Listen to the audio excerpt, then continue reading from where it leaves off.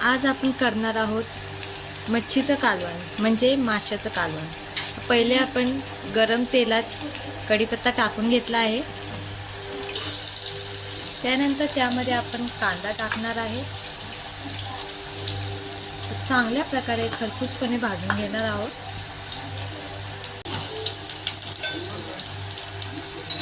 यामध्ये आपण मसाला टाकला आहे।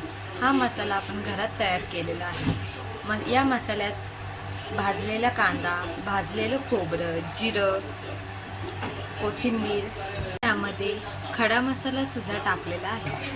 हे चांगल्या प्रकारे आपल्याला मिक्स करून घ्यायचं आहे। या मिश्रणाला मस्तपणे साईडून तेल आलं पाहिजे, म्हणजे कसं छान लागते कालवण। आता यामध्ये आपला घरगुती लाल मसाला टाकणार आहोत। त्याला दुसऱ्या भाषेत आपला घाटी मसाला सुद्धा बोलले जाते।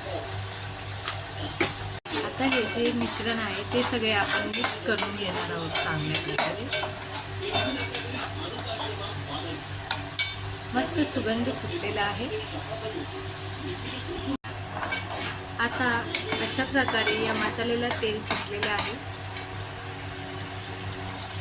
आता यामध्ये आपण सुरमईचे पीस टाकणार आहोत। तर यामध्ये आपण सुरमईचे पीस टाकले आहे व चांगल्या प्रकारे आपण ते मिक्स करून घेतले आहेत। तर यामध्ये आपण चवीनुसार मीठ टाकणार आहोत। आता आपण थोडेसे पाणी गरम करून घेणार आहोत सुरमईच्या कालवणात टाकण्यासाठी। त्यामध्येच आपण मसाल्याचे पाणी टाकायचे आहे। जेवढे कालवण तुम्हाला पाहिजे असेल तेवढे आपण क्वांटिटी पाण्याची ठेवू शकता।